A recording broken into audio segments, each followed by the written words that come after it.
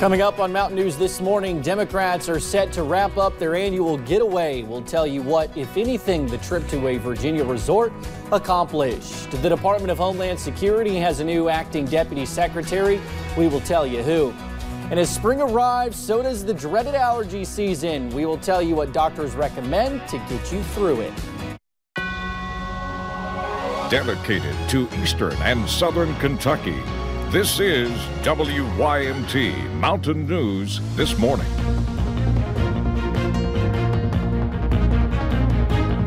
Good morning. It is 6:31 on Friday, April the 12th. I'm Will Puckett. Thank you for tuning in to Mountain News This Morning. It's going to be a wet one today, but that's okay because our temperatures drop back down to a more reasonable degree compared to where we were yesterday. I'm going to toss it over to Brandon because I can't get things straight this morning.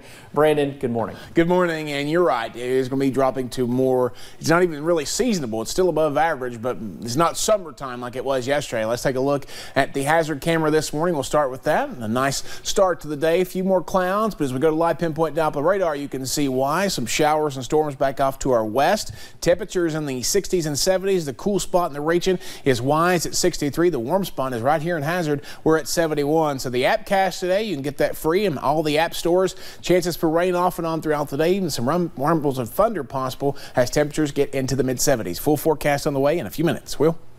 All righty, Brandon. Thank you. Well, Democrats are set to wrap up their annual getaway. Washington correspondent David Aid looks into what, if anything, the trip to a Virginia resort accomplished. While golfers try to avoid the rough, House leaders say getting out of Washington allows them to get into the weeds. To be able to get away, take a deep breath, and have a longer conversation with one another about strategy. Signs of strain are appearing as leaders try to hold together a party whose members range from far left to moderate. The Democratic House is voting through its political wish list, but without the support of Senate Republicans or the White House, those ideas are going nowhere. We've been lockstep together, working together. Representative Mark Pocan downplayed cracks in party unity and media speculation that his progressive wing of the party could hold the entire Democratic caucus hostage with their demands. Meanwhile, moderates like Iowa Congressman Dave Loebsack says his big city peers don't get rural America, but believes that will come in time. If we still have some of the problems in another 100 days, then I won't be quite so optimistic. Next, House leaders want a $1 trillion deal with the president to improve the country's roads, bridges, and high-speed internet. But before they could even pull out of the driveway, the president made it clear that won't be an easy sell. In Leesburg, Virginia, I'm David Aid. The acting deputy director of Immigration and Customs Enforcement has been tapped to be the agency's next leader. That is according to an email sent to ICE employees Thursday. In the email, acting ICE director Ron Vitello said in part, acting deputy director Matt Ablins will be leading the agency. A senior administration official told CNN before Ablins can take over in an acting capacity, he must first be permanently appointed to his current position as deputy director. David Barnhart, a former fossil fuel lobbyist, has been confirmed as the next Interior Secretary.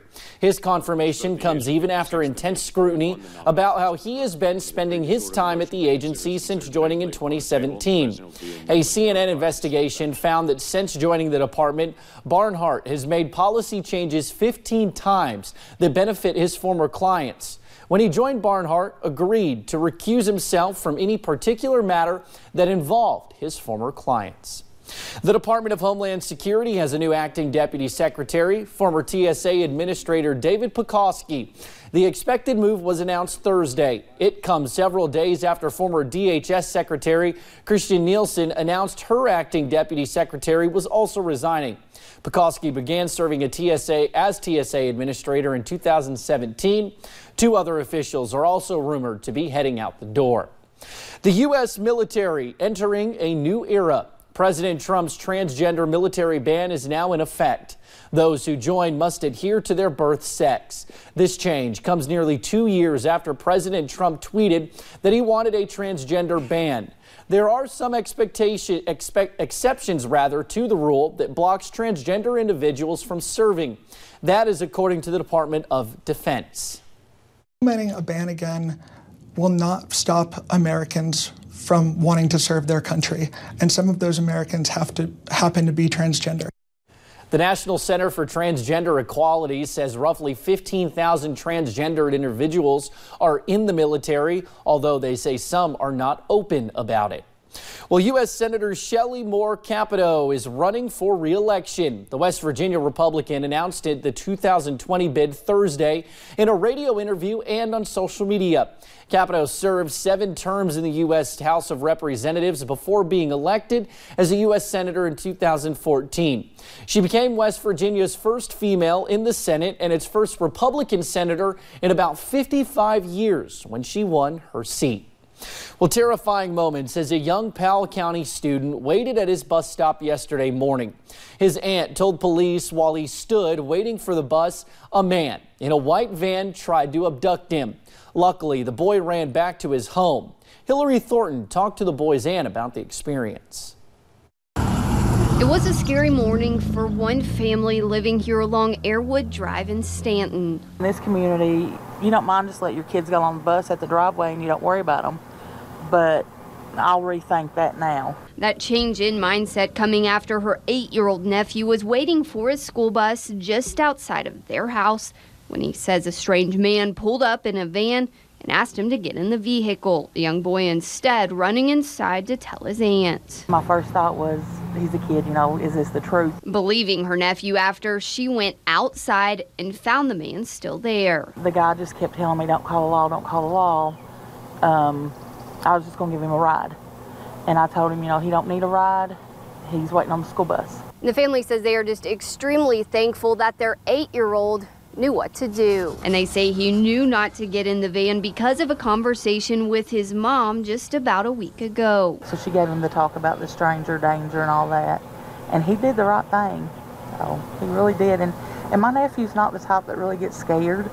And he usually don't meet a stranger, but like he knew.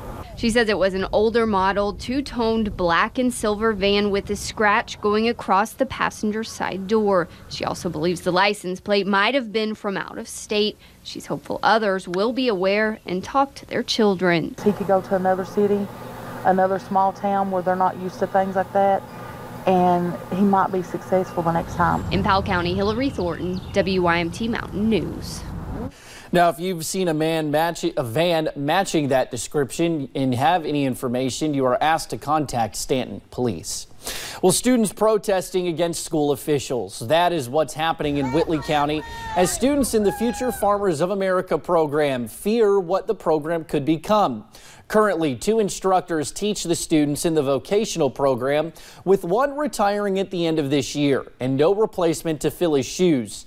Students are protesting to show their frustrations. FFA does not just teach kids to become farmers. It is environmental science, math, hands-on skills, and other valuable tools. One student says her experiences in the program are driving her to become an FFA teacher. My teachers have impacted me in so many ways. They've changed who I am as a person. They've opened me up. They've helped me come out of my shell. They've taught me so many different things. I hope that maybe one day I can do even a little part of what they've done for me. The superintendent says FFA is not going away at all. He says the job opening up after the current FFA teacher leaves will be filled by an instructor who will open up a new vocational option for students, industrial maintenance. A busload of Hazard Independent students walked the new Healthy Mile, a project brought to Hazard by a Community Leadership of Kentucky grant. The grant came through the UK Center for Excellence in Rural Health. Ben Brayman, Perry County's trail developer and designer, says this grant is designed to help community leaders develop projects benefiting the community in a healthy way. He says the mile-long trail connects the library to local shopping and healthcare providers. The nuts and bolts of it are finished. This walking loop is open. It's safe. We have speed bumps and crosswalks. It will progress over time with benches, some landscaping, and hopefully some sponsored fitness stations along the route. Walkers can access the trail in front of the ARH Medical Mall. The trail takes you through the Medical Mall's Vascular Testing Center and continues around a crosswalk in front of the library. Well, it's 6:41. Brandon's waiting patiently as he's tracking some green on the forecast today. Yeah, unfortunately, after the beautiful day we had yesterday, some showers and the potential for a few thunderstorms embedded in those are kind of hovering around out in parts of southern Kentucky. Those will slowly move east-northeast as we head through the daytime hours. Hopefully out of here by this afternoon. Temperatures finally falling a little bit. They've been close to 70 all night long. It seems like the coolest spot in the region there, 63 Wise, 71 right here in Hazard. Wind still cranking out of the south at a pretty good clip, so that's bringing that warm air still in this morning, but that's going to start to back off. Iced coffee on the coffee meters, so you won't need too much of that. The out the door forecast heading out the door this morning, very nice, but take the umbrella. You'll probably need it at times during the day. Will? All righty, Brandon, thank you. We will have stories trending on WYMT.com next. As always, thank you for joining us right here on Mountain News this morning. SpaceX is in the business of sending items to space, and Thursday it launched its first paid mission. We will tell you more about it. And speaking of space, human beings can spend a year in space without major consequences to their health. We will show you how.